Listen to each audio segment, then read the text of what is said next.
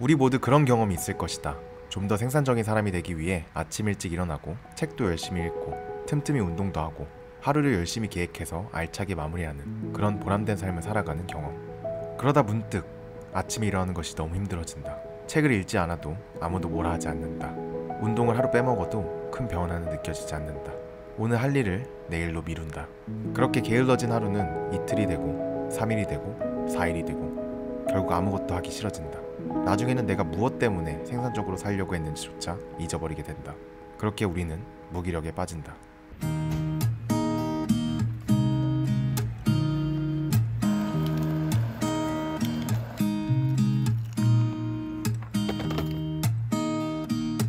안녕하세요, 드로엔들입니다. 오늘은 아무것도 하기 싫을 때 무기력에서 벗어나는 저의 방법을 나누어 보려고 합니다. 요즘 코로나 블루라고 해서 코로나19로 인해 무기력을 느끼는 사람들이 많다는 기사 내용을 보았어요. 저도 최근에 정말 심하게 무기력에 빠진 적이 있는데요. 이게 어느 정도로 심했냐면 가장 활발하게 일해야 할 낮 시간에 제가 침대 위에 그냥 누워서 두세 시간을 그냥 아무것도 안 하고 멀뚱히 스마트폰만 계속 바라보고 있는 거예요. 지금 할 게 산더미인데 왜 나는 이렇게 행동력이 부족할까? 그런 생각까지 들면서 이게 점점 심해지니까 자기 혐오까지 오게 되더라고요. 그래서 제가 무기력을 느끼는 이유에 대해서 곰곰이 생각해 보게 되었는데요. 여기서 첫 번째 방법이 나옵니다. 무기력의 정확한 원인을 찾을 것. 아니야, 나는 그냥 아무 이유 없이 아무것도 하기가 싫어 라고 이야기할 수 있지만 사실 원인은 분명히 있어요. 그걸 마주하고 싶지 않거나 숨기고 싶거나 혹은 모르고 있을 뿐이죠. 그래서 자기 자신에게 솔직해져야 됩니다. 무기력의 원인을 찾지 못하면 어떤 노력을 해도 벗어날 수 없으니까요. 저는 이유를 찾았습니다. 제가 최근에 하려고 했던 한 프로젝트가 있었는데 이거를 완벽하게 해야 된다는 그 부담감이 저를 무기력하게 만들고 3개월이나 이제 계획만 하고 있었던 거예요. 그게 제 가슴 한구석이 콕 박혀서 저를 갉아먹고 있었더라고요. 여기서 할 수 있는 건 두 가지입니다.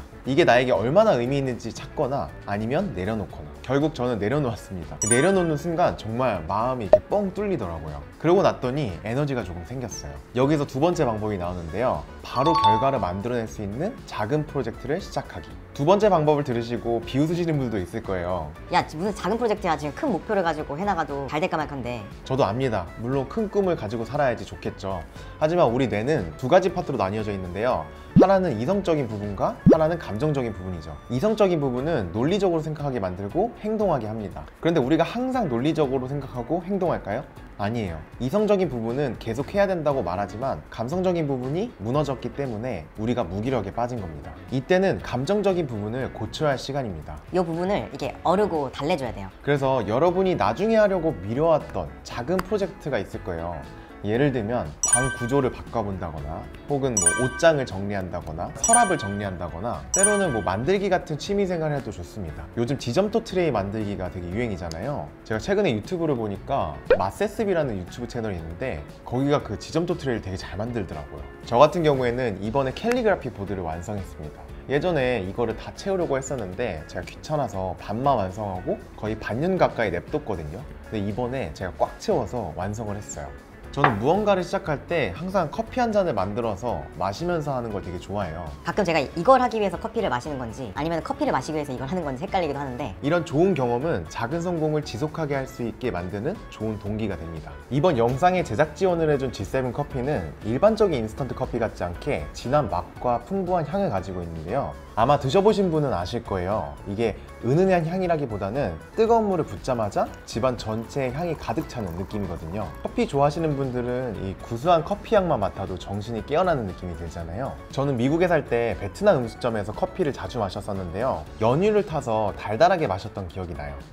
그리고 여러분, 베트남이 전 세계 2위이자 아시아 1위 원두 생산지이면서 수출국이라는 거 아셨나요? 그 중에서도 G7 커피는 쭝앤레전드 그룹에서 만든 베트남 대표 커피 브랜드라고 하는데요. 엄선된 최고급 원두를 사용하고 최첨단 커피 가공 기술에 커피 전문가들의 노하우를 담은 G7 커피는 쭝앤레전드 그룹만의 오리엔탈 레시피로 만들어졌다고 합니다. 또한 전 세계 각국 정상들이 모이는 국제 행사들에 공식으로 채택된 커피라고 해요. 그렇게 G7 커피를 만든 쭝앤레전드 그룹은 전 세계에 베트남 커피를 알리는 외교대사 활동을 하는 기업이 되었죠. 이렇게 작은 성공 그리고 작은 보상을 통해 다시 무언가를 해볼 용기를 얻었을 겁니다. 그럼 이제 세 번째 방법이 나오는데요. 바로 함께할 동료 찾기입니다. 우리가 어떤 일에 실패하고 무기력에 빠지는 이유 중 가장 큰 원인은 꾸준하지 못해서인데요. 그럴 때 가장 좋은 방법은 함께할 동료를 찾는 것이죠. 그런데 여기서 중요한 것이 있어요. 좋은 동료를 찾아야 합니다. 여기서 말하는 좋은 동료란 나의 목적과 일치하는 사람입니다. 여러분이 어떤 공부를 하고 싶다거나 책을 읽고 싶다거나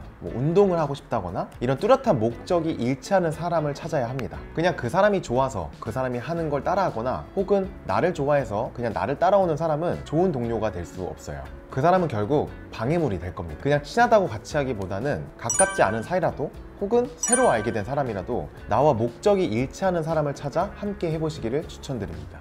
마지막으로 네 번째, 나만의 루틴 만들기입니다. 아무리 좋은 동료가 있더라도 매일 만날 수는 없죠. 결국 나 스스로 행동하지 않으면 변화는 이루어지지 않습니다. 따라서 혼자서도 스스로 동기부여해서 행동할 수 있는 습관을 만드는 게 굉장히 중요한데요. 가장 좋은 방법은 시간과 장소, 그리고 좋아하는 것과 해야 하는 것을 패키지로 만드는 겁니다. 예를 들어 내가 독서라는 습관을 만들고 싶다고 생각했으면 커피를 마시는 것과 연결지어서 나는 매일 아침 8시 거실에서 커피를 마시면서 독서를 한다.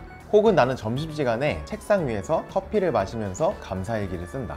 나는 오후 3시에 식탁에서 커피를 마시면서 노트북으로 블로그 글을 쓴다. 그래서 무기력을 이겨내는 저의 방법을 정리해보자면 첫 번째, 무기력의 원인 찾기. 두 번째, 작은 프로젝트 시작하기. 세 번째, 함께할 동료 찾기. 네 번째, 나만의 루틴을 만들기입니다.